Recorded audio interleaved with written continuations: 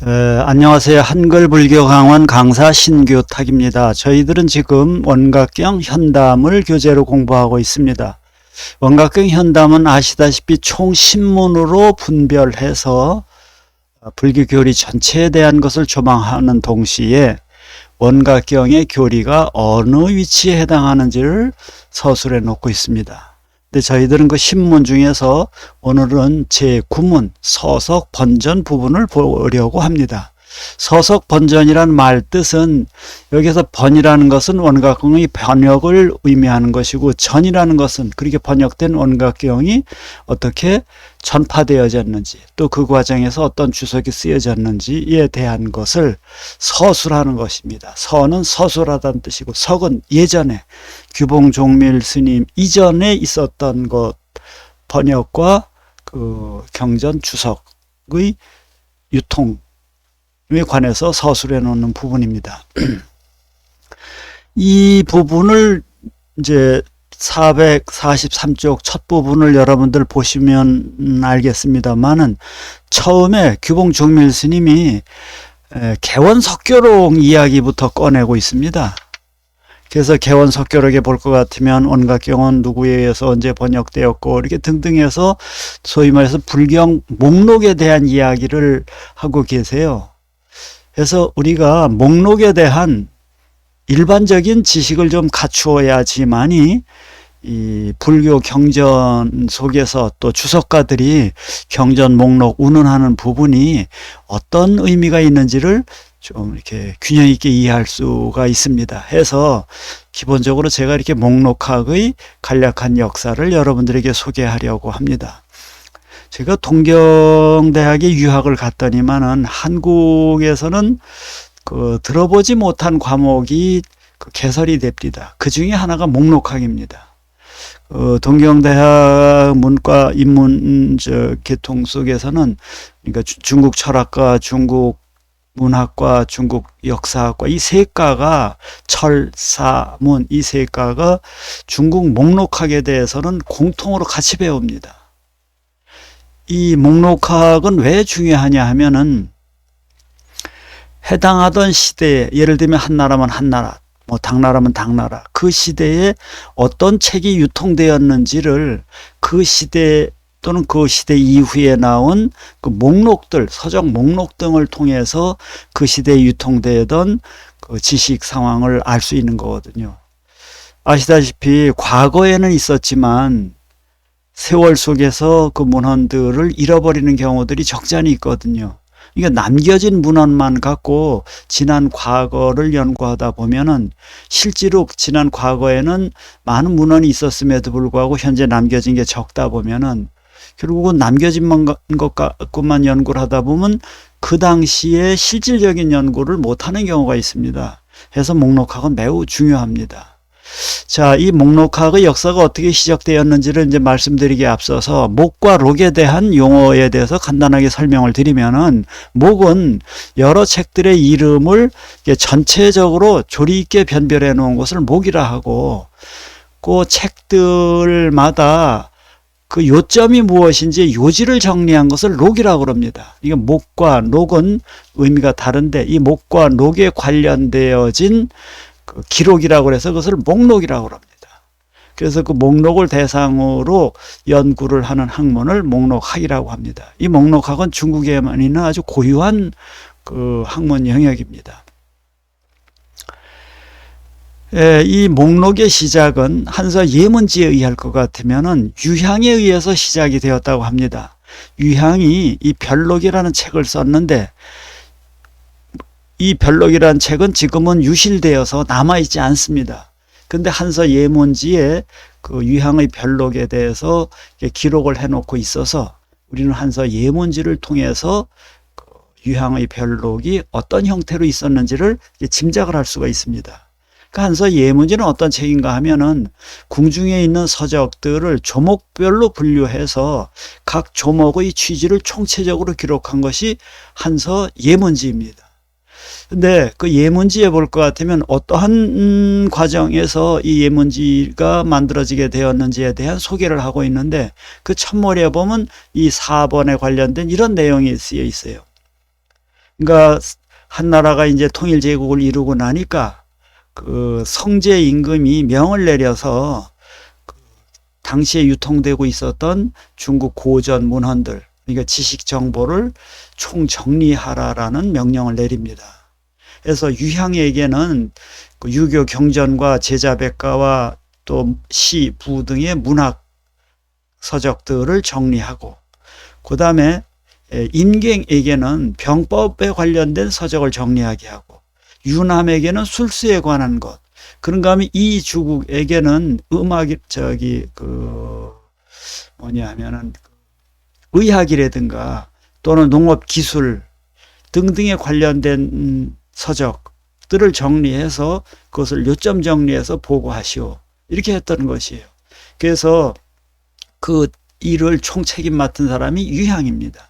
그 유향이 각 편목들을 가지런히 하고 각 책의 요지를 정리해서 임금에게 보고를 드리게 됩니다. 그런 보고서가 결국 이제 별록인데, 이 별록 등에 기초해서 한서 예문지를 만드는 것입니다. 이 별록은 지금 산일되어서 볼 수가 없지만은 양나라 때의 소명태자가 편집한 문선이라는 책이 있는데, 그 문선이라는 책에 대해서 당나라 시절에 이선이라는 사람이 주석을 붙입니다. 이 이선의 주에 그 별록의 내용이 인용되어 있어서 우리 이선주를 통해서 살펴볼 수가 있습니다. 뭐 말 나온 김에 좀 더 말씀을 하자면은 이 이선주는 주를 어떻게 붙이는지에 대해서 아주 전형적이고 모범적인 그 형식을 중국 훈구학사에 남겨주고 있습니다. 이와 더불어서 한서에 대한 주석이 당나라 때 안시고에 의해서 주가 붙여지게 되는데, 이 한서 안시고 주도 그 주를 어떻게 붙이는지에 대한 아주 모범적인 그 사례가 되고 있습니다. 이와 더불어서 하나 수경주가 있습니다. 수경이라 하면 중국의 물길에 관련된 그 문서 정보들인데, 그것에 대한 주석서도 당나라 때 만들어집니다. 그래서 이 3대 주석서, 한서, 그 다음에 문선, 그 다음에 수경, 이 세 주석이 당나라 때 훈구학자들에 의해서 만들어지고, 이런 훈구학적인 방법은, 주석학적인 방법은 그 이후 청대에 이르기까지 중국 주석학의 아주 기본 골격을 이루고 있습니다. 자, 뭐 예문지에 나온 얘기를 좀 더 이어갈 것 같으면은, 어쨌든 그 유향이 지은 별록을 보고 예문지를 만들었다라는 말씀을 조금 전에 드렸는데, 그 유향의 아들이 있는데 유흠이에요. 그런데 애제 임금님께서는 그 유향의 아들 유흠에게 명을 해서, 그대 아버지께서도 그런 별록을 지어서 문서 관리를 해왔는데, 그대도 그 남겨진 부분을 좀 했으면 좋겠다 해서 그 아들 유흠이 그 작업을 해서 임금에게 올린 보고서가 칠약입니다. 근데 이 책도 그 지금 잃어버려서 우리는 볼 수 없지만, 문선의 그 이선이라는 사람의 주의 일부가 인용되어서 우리가 볼 수가 있습니다. 이 예문지에 실려 있는 칠약의 내용을 간단히 볼 것 같으면, 이렇게 처음엔 짐약, 유계략, 제자략, 시부략, 병서략, 술기략, 방기략, 이렇게 해서 모두 7부류로 중국에 유통되고 있었던 서적을 분류하고 있습니다.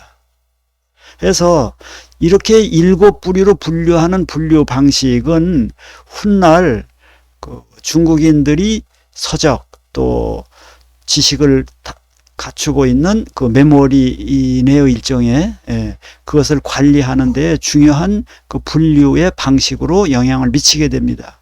그래서 제가 예문지 강의할 때가 되면은 이것을 댐에 비유해서 얘기하고 있습니다. 댐이라는 것이 그 상류에 있었던 여러 물을 한데 모으지 않습니까? 이렇게 모아두었다가 필요한 때에 또 적당한 양을 흘려보내서 사용하고 있는 것이 댐 아니겠습니까? 그와 마찬가지로 예문지에는 전 시대에 있었던 소위 서적 기록 정보들이 거기에 다 모아집니다. 그렇게 모아진 예문지는 훗날 중국인들의 그 도서관리, 문서관리, 정보관리의 중요한 하나의 기준이 되고 있습니다. 해서 유교의 정보관리는 말할 것도 없고 여기 이제 유불도 이야기하려는 것입니다. 불교에 관련된 정보관리, 나아가서는 도교에 관한 정보관리 이런 것 등등이 모두 예문지와 직접적인 영향을 갖고 있습니다. 자, 그러면은 예문지 이후에 어떻게 그 예문지로부터 그 영향을 받는가에 대해서 그 서목, 그러니까 서명만 좀 간단히 소개해 드리도록 하겠습니다. 진서도 그렇고 진나라 때 쓰여진 원제의 서목도 그렇고 위진남북조의 남조의 송나라 때 제작되어진 비서각 사부 서목도 그렇고 또 남조의 양나라에 있던, 남조가 송제 양진이죠. 그 양나라에 있었던 그 완효사라는 인물이 있었는데 그가 이상의 목록을 재정리해서 칠록으로 완성을 하게 됩니다. 근데 칠록은 지금 사라지고 없지만은 칠록의 일부분이 수서경적지와 또 광홍명집 등에 다시 재록 실려서 전제되어서 지금 우리가 볼 수가 있습니다. 특히 광홍명집에는 완효서 자신이 쓴 칠록의 서문이 실려 있어서 당시에 양나라 사람들이 서적을 어떻게 분류했는지를 알아볼 수 있는 아주 귀중한 자료입니다. 자, 이런 등등의 얘기는 제가 쓴 이 규봉종밀과 법성교학이라는 책이 있는데 이게 2013년에 출판되어진 것인데 이 책의 63에서 87쪽 사이에 자세하게 이게 자료를 갖추어서 고증해 놨습니다. 아직도 서점에서 유통되고 있으니 필요한 분들은 이것을 활용할 수가 있겠습니다. 자, 조금 전에 제가 홍명집 얘기를 했는데 이 홍명집은 어떤 책인가에 대해서 간단하게 말씀을 드리면은 당시에 유교와 불교의 논쟁에 관한 여러 문서들이 생성이 되었는데 그런 것들을 이 홍명집 속에 모아놨습니다. 그런가 하면 불교와 도교의 관계, 그러고 보면 유불도 삼교의 논쟁에 관한 또 그 과정에서 생긴 문서들이 많이 있는데 그 문서들을 모아놓은 것이 홍명집입니다. 광홍명집은 그럼 무엇이냐 하면 홍명집의 속편, 후편입니다. 그래서 홍명집과 광홍명집 이 두 책은 위진남북조 시대의 유불도 논쟁 또는 교섭을 연구하는 데 아주 중요한 책입니다. 네. 여기서 홍이라 하면 부처의 가르침을 홍 넓히고 명이라 하면 부처의 가르침을 밝혀낸다라는 뜻입니다. 그래서 불교의 입장에서 유교, 불교의 입장에서 도교와 논쟁을 벌인 부분들이어서 이 점 역시 이 불교학 연구하는 사람들이 이 지성사 연구에 많이 활용되는 책이라는 것 여러분들에게 소개합니다. 자, 그럼 홍명집에 실린 이 칠록의 부분에 대해서 다음 시트에서 좀 보도록 하겠습니다. 홍명집은 대정장경에도 실려 있고 우리 고려장경에도 실려 있습니다. 그런가 하면은 고려장경을 그 대본으로 한 한글대장경에도 번역이 되어 있습니다. 이 칠록에서는 당시에 있었던, 즉 위진남북조 양나라 시대에 있었던 지식인들이 그때까지 유통되고 있었던 중국인들의 여러 서지적인 정보, 인문학적인 정보, 사회과학적인 정보, 이런 그 정보들, 자연과학적인 정보, 소위 말해서 일체의 정보입니다. 일체의 정보를 크게 7부리로 나누어서 관리를 합니다. 첫 번째는 유교 경전에 관한 지식 정보들, 두 번째는 역사에 관련된, 기저는 역사에 관련된 것들입니다. 자병은 제자백가, 그리고 병은 그 병가, 그러니까 전쟁과 전쟁 무기와 전술 전략에 관한 내용들을 담고 있는 서적들을 이렇게 관리하고 있습니다. 그런가 하면 이제 여러 문집들이 있겠죠, 문인들의.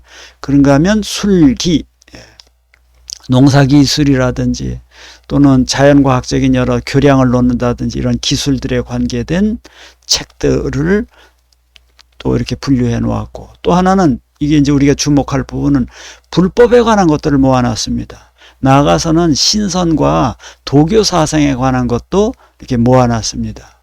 자, 여기서 우리가 주목해야 될 점은 무엇이냐 하면은 중국의 소위 지식 관료들이 전통적으로 내려오는 그네들의 지식 정보를 어떻게 관리할까를 그 한나라 때부터 쭉 그 긴 세월 동안 주목하고 관리해 왔는데, 양나라 때가 되면서부터는 이게 불교 문헌 정보도 관리해야 되겠다라고 생각을 했던 것이에요. 그 이야기는 무엇일까요? 양나라 때쯤 되면은 불교 관련 문헌 정보가 엄청나게 많았던 것이에요. 그래서 국가 경영을 위해서 그 중국인들이 불교 자료도 관리해야 되겠다는 생각을 비로소 하게 되었던 것이고, 그 생각의 결과로 나타난 것이 칠록이라는 것입니다. 그런가 하면은 신선술과 도교 사상에 대해서도, 여태까지는 유교 중심으로다가 지식 관리를 해왔었는데, 양나라를 지나면서 불교와 도교도 중요한 지식의 한 몫으로 중국인들이 눈에 들기 시작했다라는 것입니다. 이 칠록은 소위 말해서 여러분들이 알고 있는 경사자집, 이 사서분류법의 모양새가 칠록에서 정비되어지고, 이 칠록의 영향을 받아서 수서 경적지에서 경사자집 사서분류법이 아주 확립되어지고, 그런 다음에는 청나라 때 이르기까지, 청나라 망하기까지, 그리고 세중국 건설되기까지 계속 중국인들이 지식 관리를 함에 있어서는 이 사서 분류 방식을 지켜오게 됐던 것입니다. 이 오른쪽에 있는 이 사진은 북경 자금성에 있는 문현각인데, 이 문현각은 그 도서관입니다. 어떤 도서관이냐면 청나라 권룡 임금 때에 만들어 사고전서라는 당시 청나라 때까지 유통되고 있었던 모든 서적들을 모아서 그것을 분류하고 각 서적의 요점을 정리하고 교감하고 이런 엄청난 문물 문화 사업을 했었습니다. 이렇게 해서 만들어진 책을 경사자집으로 분류를 하고, 이렇게 만들어진 책을 7벌을 베껴 써서 전부 다 이게 필사본입니다. 7곳에 나누어 보관을 합니다. 그래서 북쪽에 4곳, 남쪽에 3곳, 그래서 북사각, 남사각 그렇습니다. 그래서 남사각으로는 양주, 항주 이런 데 있고, 저 북쪽 지역에는 자금성 지역에 원명원이라든가 열하 이런 데서도 보관을 하고 있습니다. 그래서 한 군데에 있었던 그 사고전서가 다 소멸이 되더라도, 불이 나거나 또 누군가에 의해서 이렇게 훼손이 되더라도 그 다른 곳에 있었던 것을 가지고 다시 베껴 쓸 수 있도록 그렇게 중국인들이 채비를 했던 것입니다. 대단한 일이죠. 제가 동경대학에 가니까 이 책이 있습니다. 우리나라에서 못 봤어요. 요즘은 영인본이 쉽게 또 디지털화돼서 볼 수 있었지만은 정말 허겁지겁 봤습니다.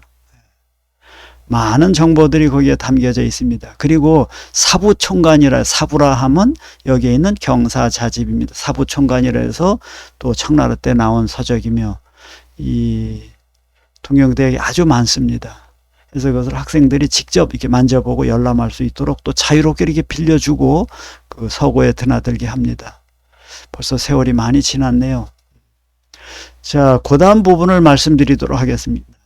칠록에 실린 이게 이제 불법록이 있다는 말씀을 드렸고, 그것이 광홍명집에 그대로 이렇게 실려서 우리가 읽을 수 있다라고 말씀을 드렸는데, 이 불법록에 실려 있는 문서들이 어떻게 분류되어 있는가를 볼 것 같으면 이렇게 5종으로 분류를 합니다. 보시다시피 계, 정, 해 이렇게 해서 분류를 합니다. 여러분들은 이미 불교에 대해서 소개되어 있기 때문에 아시겠습니다. 불교의 자료들은 경률론 3장으로 인도에서부터 전통적으로 관리를 해왔습니다. 그 중에서 경과 율은 부처 당시 때부터 있었던 것이고, 노는 경과 율에 대해서 그 이후에 제자들이 이렇게 설명해 놓은 문서들입니다. 그래서 경에 해당하는 것을 계, 정, 해 이렇게 나누어 놨네요. 그리고 논에 해당하는 것은 이 5번째 논기부로 따로 묶어 놓았고, 그런가 하면은 이 4번째에는 의사부라고 해서 이 정보의 출처가 의심스러울 수 있거든요. 그 의심되어지는 부분은 의사부라고 해서 따로 묶어서 관리를 했네요. 참 지혜로운 사람들이에요. 의심난다고 해서 폐기 처분하고 소홀히 여기는 것이 아니라 일종의 그것도 정보니까 이렇게 정보를 관리해 가는 것입니다. 자, 그러면은 뭐 칠록과 그 전에 있었던 여러 문서들을 통틀어서 양나라의 역사가 우리에게 알려주는 정보에 대해서 제가 이렇게 세 방면으로 좀 정리를 해 봤습니다. 불전을 5분류로 정리하고 있다라는 것. 또 두 번째는 정리함에 있어서 기정회의의 방식을 채용하고 있다라는 것. 이건 이제 말씀을 드렸고, 참고로 양나라 때에는 또 스님들이 번역되어진 경전들을 모아서 그 경전들의 목과 록을 만듭니다. 그 대표적인 인물로 지금도 남겨져 우리에게 활용되고 있는 책이 출3장기집입니다. 이것은 승우 스님이 썼는데 출3장기집은 이 책 이름에서 보이다시피 3장을 역출, 제가 이렇게 손으로 이렇게 그 커서를 돌리고 있죠. 3장을 역출, 번역해내는 과정에서 그네들이 알게 되어진 여러 사연들을 기록한 문집들이랍니다. 3장을 역출하는 과정에서 있었던 일들을 기록한 문서들 모음집이라고 합니다. 여기는 모두 크게 4부분으로다가 그 책이 나누어져 있는데, 이 책을 볼 것 같으면 처음엔 찬연기이고, 두 번째는 전명록이고, 세 번째는 총경서입니다. 네 번째는 술열전이에요. 제가 앞에 술, 찬, 전, 총, 이게 동사기 때문에 뒤에 거를 좀 띄워 읽었던 것입니다. 이 중에서 전명록은 경전을 경장과 율장으로 나누어서, 경장과 논장으로 나누고, 경장은 다시 경과 율로 이렇게 나누는, 그래서 시대순으로 이 책들을 나열하고 그 책들의 번역이 어떤 과정, 누구에 의해서 언제 이루어졌는지를 이렇게 시대순으로 나열하고 있습니다.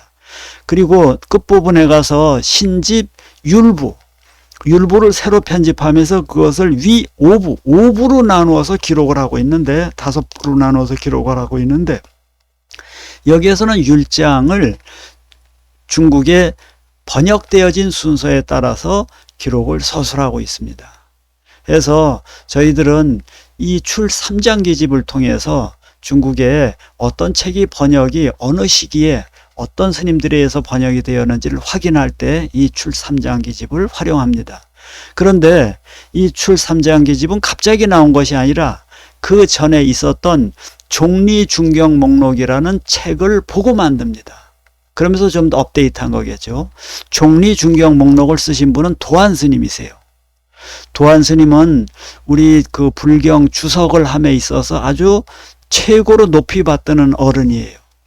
유교 경전의 훈고적인 주석을 썼던 한나라 때의 최고 가는 그 학자가 정현입니다. 그래서 유학자들은 마음속으로 정현의 학문을 높이 숭상하고 있습니다. 그와 견주어서 저희 같은 불교 연구하는 사람들은 도안 스님을 아주 마음속으로 높이 받들고 있습니다. 그래서 도안 스님의 가르침에 대해서 감사드리고 그 도안 스님의 훈고 방식을 따르려고 노력하는 것이 저희 대승 논사들입니다. 그 도안 스님께서 쓰신 책이 종리중경목록이에요. 경전 목록입니다. 그러니까 인도에서 번역된 경전들이 중국의 어떤 과정에서 번역이 되었고 그동안 축적되었던 지식 정보들이 무엇인지에 대해서 쭉 정리를 했어요. 그 정리를 함에 있어서 이 책 제목이 보여주다시피 결에 따라 같은 것끼리 정리한 목록이에요.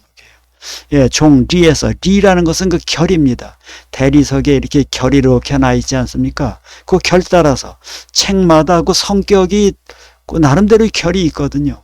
그 성격을 분류해서 그것끼리 묶어서 목록으로 정리하고 그러면서 그 속에 책 관련된 서지 정보를 달아놓고 있습니다. 이 종리중경 목록은 지금 남아있지 않아서 우리가 온전하게 볼 수는 없지만은 조금 전에 말씀드렸던 승우 스님의 출3장기집을 통해서 우리는 간접적으로 이렇게 볼 수가 있습니다. 자, 그러면은 이 불교 경전 목록, 경록이라고 그러는데 이 경록이 어떻게 유통되어서 지금에까지 이루어지게 되는지를 간략하게 좀 이 5번에서 제가 좀 정리를 하면은 도안 스님의 목록이 이제 시작이 됐네요. 그죠? 그걸 우린 도안록, 또 정확하게 얘기하면 종리 중경 목록이라고 합니다. 어쨌든 도안록이 효시가 되어서 그 양나라의 때의 승우 스님이 출삼장기 집에 그 전통을 이어오고 이 출삼장기 집의 전통이 그 다음에도 이어져서 양나라 무제 당시에는 화림원 불교 중경 목록이 나오고 또 수나라의 비장방에 의해서 만들어진 역대 삼복이 또 법경의 중경 목록 등등이 나오다 드디어 그 유명한 개원석교록이 지승 스님에 의해서 만들어지게 됩니다. 이 개원석교록에서 만들어진 경전 분류 방식은 그 후대의 불경 분류 방식에 절대적인 영향을 미치고 이 분류 방식에 입각해서 대장경이 목판으로 만들어지기도 하고 때로는 필사, 처음엔 필사 대장경, 그 다음에 목판 대장경, 또 이 석경, 돌에 새기기도 합니다. 이렇게 해서 경전이 대장경이 만들어지게 되는데 이 대장경 만드는 데 있어서 순서를 어떻게 매길 것인가, 분류를 어떻게 할 것인가, 거기에 어떤 대장경 등을 담을 것인가 등등을 결정함에 있어서 그 기준이 되는 것이 개원석교록입니다. 여러분들이 잘 아시는 의천 스님이 계시잖아요. 그죠? 고려 때의 큰 스님이신데 이 고려 때의 큰 스님에 의해서 만들어진 목록집이 바로 여기에 있는 신편 제종 교장 총록입니다. 교장이라 하면 속장을 의미합니다. 속장이라 하면 정장과 상대되어지는 것이에요. 정장은 무엇이냐 하면은 그러면 그 불교 지식 정보가 인도에서 만들어진 것을 정장이라고 합니다. 그런가 하면은 인도에서 만들어진 그 지식 정보, 불교 경전이 되었던 그것이 율장이 되었던 논장이 되었던 이 3장에 되어서 중국 지역에 있는 사람들이 한문으로다가 문서를 작성하게 됩니다. 그러니까 주석서를 작성하게 되는데 그 주석서를 이름하여서 교장이라고 합니다. 그런데 이 교장을 중국의 여러 종파들마다 많이 생산을 해냅니다. 대표적으로 화엄종이 그렇고 좀 더 올라가면은 천태종이 그렇고 좀 더 올라가면은 삼론종, 더 올라가면은 또 뭐가 있나 뭐 지론종 등등 여러 종파들마다 자기네들의 교학적인 입장에 입각해서 즉 교상 판석에 입각을 해서 경률론 3장에 대한 주석을 붙이고 있습니다. 이런 중국에서 생산된 문서들을 속장이라고 하는데 이 속장의 목록이 바로 의천 스님이 만드신 신편 제종 교장 총록입니다. 이 속장 목록에 입각해서 만든 것이 우리나라의 고려의 초조대장경입니다. 이 초조대장경은 속장입니다. 이 속장이 전란에 의해서 불나게 되니까 다음에 만든 대장경이 다시 만들었다고 해서 제조, 조는 깎다, 새기다 이런 뜻입니다. 제조대장경입니다. 제조대장경은 정장과 속장을 아울러서 만든 것입니다. 지금 해인사에 보관되어 있는 속장은 제조대장경입니다. 어쨌든 이게 대장경을 만듦에 있어서도 가장 기준이 되는 목줄과 같은 것이 무엇이냐면 경전 목록인데 그 경전 목록 중에서 대표적인 경전 목록이 개원석교록이다. 이 말씀을 드렸습니다. 이 개원석교록이 나오기까지에는 처음에 있었던 이 도안 스님의 종리 중경 목록이 있게 되었던 것입니다. 개원석교록에 대해서는 다음 시간에 이야기하기로 하고 오늘은 이 종리중경 목록을 만드신 도안 스님에 대한 이야기를 조금 더 이렇게 보태기로다 좀 해보려고 합니다. 이 도안 스님에 대한 말씀을 드리려 하면서 제가 시트를 이렇게 좀 만들어 봤네요. 옛사람의 향기라고 해서 불교 연구하는 사람들 마음속에는 이 도안 스님에 대한 이 존경심이라고 그럴지 또 도안 스님에 대한 고마움이라고 그럴지 이것이 항상 있습니다. 저의 스승이신 월운 스님께서도 불경을 가르쳐 주신 스님이십니다. 이 월운 스님께서도 이 도안 스님에 관련된 책을 쓰신 게 있는데 그게 바로 인본욕생경 주해입니다. 인본욕생경이라는 경이 있었는데 인본욕생경에 대해서 그 도안 스님께서 주석을 다루셨어요. 그것이 인본욕생경 주예요. 그런데 인본욕생경 주를 대상으로 도안 스님이 쓰신 거죠. 그걸 대상으로 다양한 각도에서 설명을 붙인 것이 해입니다. 그러니까 인본욕생경은 안세고 스님이 쓰신 거고 번역하신 거고, 그 다음에 인본욕생경에 대해서 주석을 다루신 분은 도안 스님이고, 이 도안 스님의 주석에 대해서 번역을 하고 그것을 다양한 각도에서 풀어놓은 것이 월운 스님의 인본욕생경 주해입니다. 자, 이 도안 스님은 뭐 도안 스님 말씀드리기 전에 안세고 스님에 대해서도 좀 간략하게 말씀을 드려야 되겠네요. 안세고의 안은 안식국의 안자입니다. 안식국은 파르티아인데 지금 전쟁 한창인 그 이란의 오른쪽 위편에 붙어 있는 나라예요. 그러니까 인도 쪽에서 보면은 이란 가기 전에 있는 나라가 안식국입니다. 이 안식국 출신이신 안세고 스님께서 소위 인도 서북 지역에서 활동을 하십니다. 그래서 인도 서북 지역은 그 부파 중에서 설일체 유부가 거점으로 삼던 지역입니다.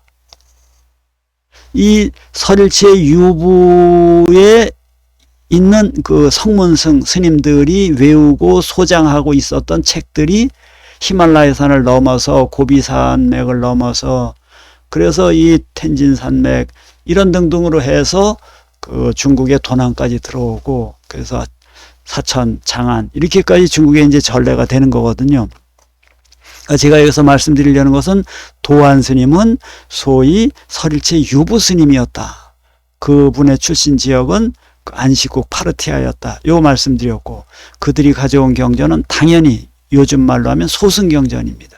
그 소승경전 중에서 안세고 스님이 번역한 것이 무엇이냐면 인본욕생경, 이건 연기론에 관한 책들이거든요. 그 다음에 또 뭐가 있냐, 음지익경, 그거는 오음 12처 18개에 대한 법수에 대한 것에 관련된 그 경전. 그런가 하면은 안반수의경, 예. 이것은 호흡법에 관한 것입니다. 호흡법에 관한 것입니다. 해서 이 세 책이 안세고 스님에 의해서 번역이 되어지고 중국에 최초에 번역된 책들입니다. 초기에 번역된 책들입니다. 그런가 하면 지루가참 스님도 초기 역경사이신데, 지루가참 스님도 저쪽 그 뭐죠, 그 설일체 그 유부가 있었던 그 파키스탄 지역에서 오십니다. 그런데 지루가참 스님은 전부 대승경전만 번역을 해요. 그러니까 이것을 바라보고 있는 저와 같은 사람들은 어떤 생각을 하게 되느냐 하면은, 이 설일체 유부가 거점을 두고 있었던 소위 서북인도 지역, 그 캐시미르 지역, 그 지방에는 기본적으로다가는 설일체 유부가 거점을 두고 있으면서, 그러면서 대승도 거기에서 같이 공존하고 있었다라는 것이에요. 그래서 그네들이 서북인도 지역에서 저쪽 그 실크로드를 통해서 불경이 동쪽으로 이렇게 건너오게 되었다. 이런 생각을 하면서 이런 생각에 미치게 되니까, 저로서는 저는 대승경전 중에서 대승경전 논설을 연구하는 사람이거든요. 그러니까 대승경전을 연구함에 있어서는 반드시 초기 경전, 그것도 그 대승경전이 중국에 와서 번역되어진 것으로서 아주 유명한 경전들이 소위 반야부 경전들이 있겠고, 또 그 화엄경류가 있겠고, 그 다음에 대열반경류가 있겠고, 그렇습니다. 법화경도 저 초기 대승경전입니다. 이 초기 대승경전이 모두 저쪽 페르시아 지역에서 어디요? 서북인도 지역에 있는 설일체 유부 사람들이 전해준 거거든요. 그러니까 설일체 유부가 살던 그쪽 서북인도 지역에는 그 유부의 성문승도 살았고, 소위 대승운동을 하던 대승 작가들도 거기에서 활동하던 지역입니다. 때문에 대승불교의 소위 초기 불교 경전 연구할 때에는 반드시 설일체 유부들이 읽고 있었던 경전들과 서로 크로스 리딩해야 됩니다. 해서 저는 설일체 유부가 중요시 여겼던 그 자바함경이죠. 자바함경의 한자 표기와 또 이 대승경전 번역되어진 초기 대승경전의 한자 표기의 일치성에 늘 주목을 하면서 이 초기 경전과 대승경전의 서로의 관계성을 주목하면서 그 경전 형성 또는 대승 사상의 형성에 대해서 연구하고 있습니다. 얘기가 많이 딴 쪽으로 갔습니다만 다시 추수를 넣어서 이 경전 목록을 처음 만든 분이 도안스님이다. 이게 도안스님께서는 초기 경전에 대해서도 집중적으로 번역을 하셨다. 그렇게 하시면서 주석하셨다. 주석하시는 과정에서 소위 훈고학적인 모범을 보이셔서 후세의 그 경전 연구 석경 또 주석가들 의회생들은 도안스님을 마음에 깊이 존경하고 따르려 노력한다라는 말씀을 드렸습니다. 그래서 이런 작업들을 워른 스님께서 이 안세고, 도안 이분들의 지성을 대상으로 이렇게 주석을 남기셨습니다. 자, 그런데 이 도안 스님이 어떤 분인지에 대해서 간단하게 좀 말씀을 드리면은, 도안 스님은 어려서 12살에 출가를 했는데 얼굴이 흑색이었고 형색이 좀 남루하셨어요. 그러니까 어린 도안을 보자 그 절에 있었던 스님이 그를 가볍게 본 것이에요. 그래서 구역 전사네요. 전사는 그 밭입니다. 밭에 가서 일을 주로 시켰어요. 12살 먹은 애를 가엾게 이렇게 일을 시켰네요. 읍순여기 보고선 침노 3년, 애써서 3년 동안 일을 하다가 마침내 선생님에게 저도 불교 좀 가르쳐 주세요라고 가르침을 구하게 되었어요. 그러니까 수변의경, 그 선생이 변의경을 이렇게 건네준 거예요. 집권 입전이네요. 그 책을 들고 밭으로 가서 인식 취람, 쉬는 시간에 책을 살펴보았어요. 모 귀한 저녁이 되어서 돌아와서는 경을 다 마치고 요때의 사는 누굴까요? 도안 스님입니다. 도안 스님이 다 읽고 나서는 암송을 외워버린 거예요. 그리고서 그랬더니만 그 사방경탄이네요. 그 도안 스님의 스승뻘 되는 분이 깜짝 놀란 거예요. 그래서 이 경전 본문에 또 열전들 본문에 스승사자가 나오면 이것이 그 열전의 주인공이 되는, 예를 들면 여기에 동진의 도안사를 가리키는 건지 아니면 다른 스승을 가리키는 건지를 구별해 봐야 돼요.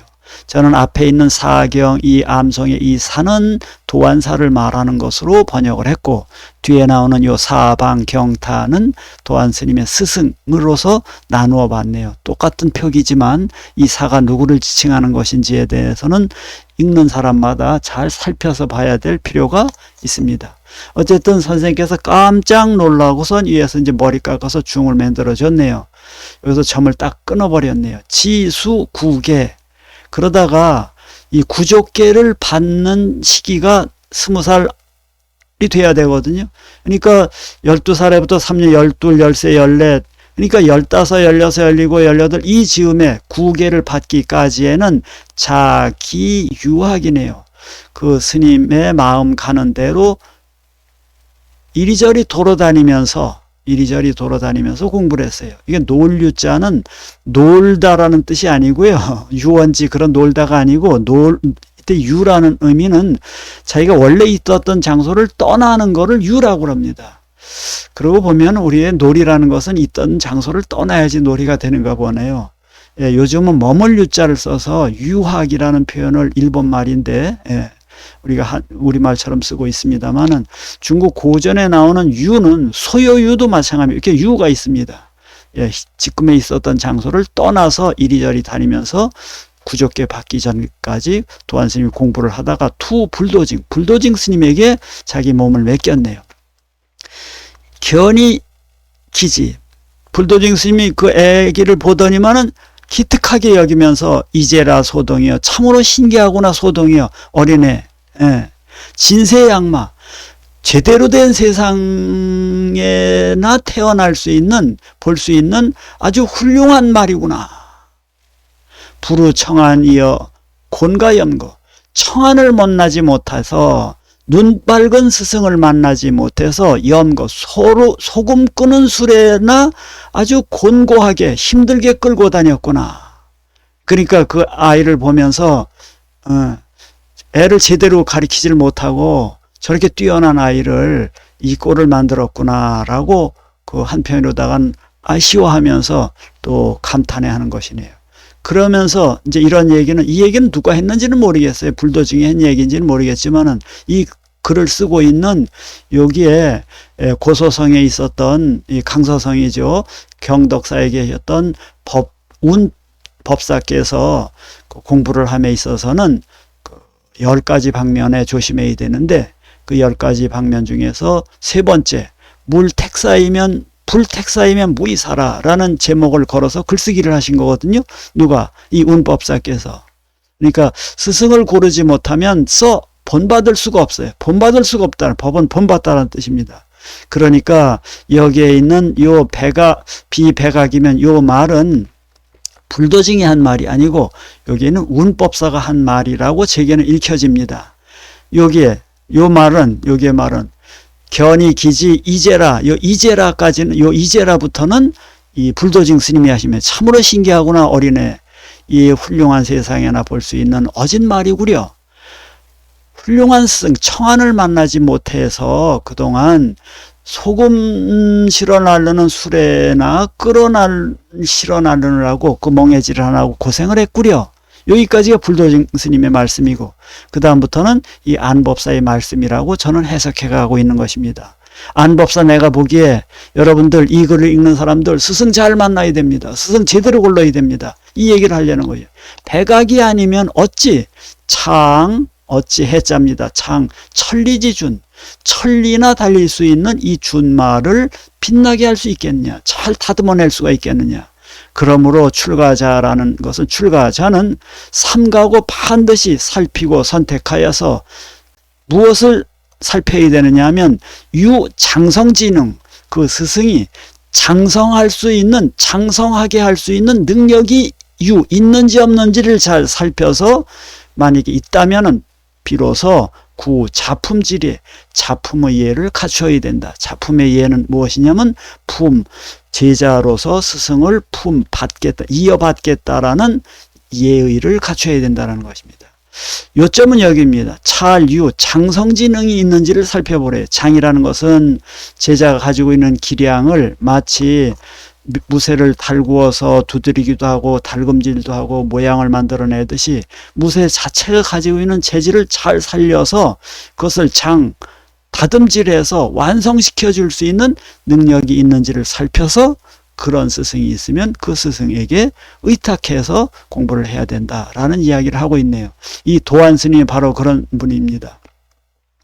어렸을 때 출가했는데 그 제목을 알아보지 못하고 밭에서 일이나 시켰네요. 일하려고 절에 들어간 거 아닙니다.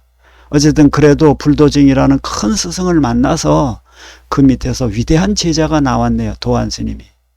이 도안 스님이 인본역생경에 주를 다신 겁니다.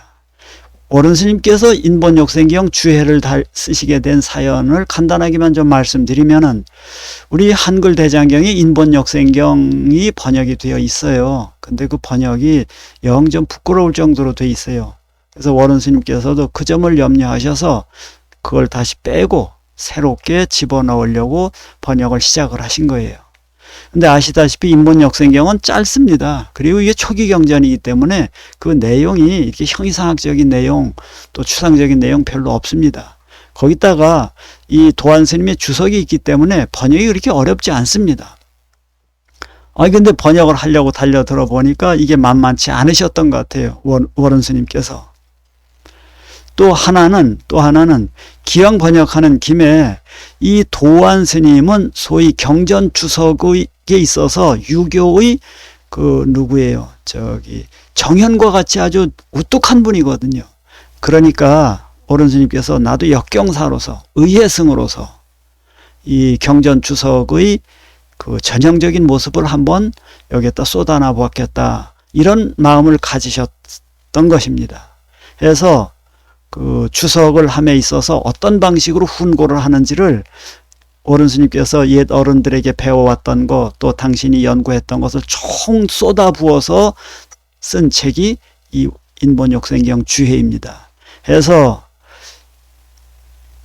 대승론사들이 논서들을 어떻게 쓰고 있는지에 아주 훈고적인 모범을 보려면은 우리나라에서는 이 책이 유일합니다. 그래서 여러분들에게 일독을 권합니다. 이 책이 완성이 되어서 스님께서 서문을 좀 제게 쓰셨으면 하는 그 운을 띄시길래 감히 제가 할 수 있는 일은 아닙니다. 그래서 그 누구예요? 도월 김용옥 선생을 제가 좀 어떻게 했느냐 그랬더니만 좋겠다고 해서 도월 선생에게 서문을 부탁하게 됐습니다. 이 왼쪽에 있는 부분이 도월 선생의 서문입니다. 그래서 도월 선생께서 서문을 쓰기로 하시고 그래서 이제 모시고 봉선사로 가게 되었습니다. 봉선사로 가서 두 분이 만나는 장면을 도월 선생께서 이 인본역생경 어른 스님의 책 서문에다 이와 같이 적어놨습니다. 오시면서 이 학자들이시니까 서로 책을 주고받게 되었는데 당시에 도월 김용옥 선생께서는 논어 한글 역주를 막 출판하시고 그런 즈음이었었어요. 그래서 그 책을 진짜 한 보따리 이렇게 싸갖고 그 어른 스님께 이렇게 이제 학자들이 그리 하듯이 이렇게 책을 이렇게 일종의 선물이랄까요, 패백 삼아서 이제 드리게 되었던 것입니다. 그러면서 그 책 앞에다가 요 김용옥 선생이 써놨다시피 난을 치고 제법 난을 그리십니다. 거기에다가 이렇게 썼어요. 학이여 불급 유공실지 한자를 이렇게 썼죠. 근데 이렇게 쓴 의도를 무엇이었는지에 대해서 김용옥 선생은 이렇게 말하고 있네요. 제가 공부를 한답시고 아무리 배움의 길을 따라가도 우리 워런 큰 스님과 같은 높은 그 학문의 경지에는 미칠 수가 없습니다. 라는 뜻으로 그 도월 선생께서는 학여불급 유공실지라고 썼다라고 이렇게 고백을 하고 계시는 것이에요. 근데 이 내용은 태백편에 나오는 내용인데 태백편에서 이 학여불급 유공실지의 원래의 뜻은 공부를 함에 있어서는 미치지 못한 듯 늘 그렇게 생각을 하라는 것이에요. 내가 이렇게 배워서 다 배웠다 이러지 말고 아직 더 배울 게 남았는데 아직 못 미쳤구나 이렇게 생각을 하고 그런가 하면 또 두려워해. 잃어버릴까 봐. 이미 배운 게 있으면은 이것을 잃어버리지 않고 잊지 않고 실천하려고 노력을 해야 된다는 거거든요. 그런 뜻에서 원래 태백편에는 나온 것인데 이것을 인용하시면서 어른 스님께 써 올리는 그 도월 김용옥 선생의 의도는 여기에 있다시피 공부한답시고 아무리 배움의 길을 따라가도 스님과 같은 높은 학경에는 영 미칠 수가 없습니다. 이런 뜻으로 다 이제 어른 스님께 이렇게 앞장에 써서 드린 거예요. 어른 스님이 그걸 받아보시더니만 그 자리에서 하시는 말씀이 제가 그 현장에 있었으니까 이 말씀을 했었어요. 미진응행 유공유문이로소이다. 이렇게 했었어요.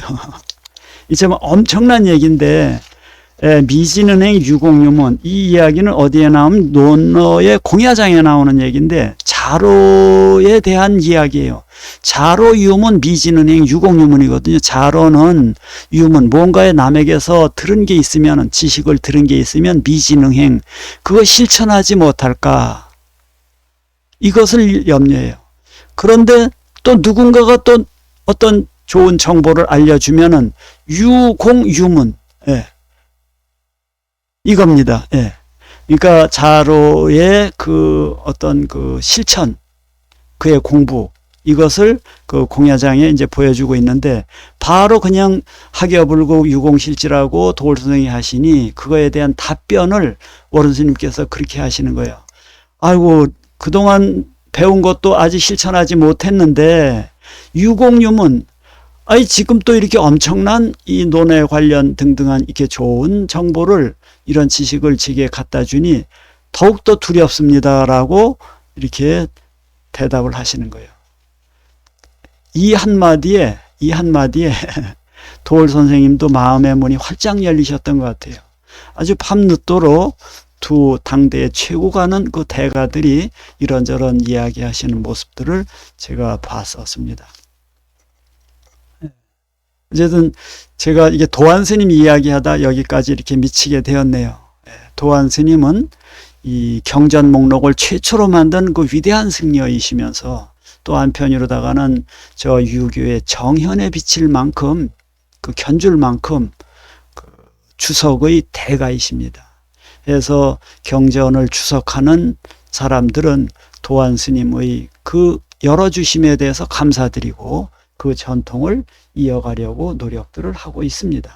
자, 오늘은 이렇게 해서 마치도록 하겠습니다. 감사합니다.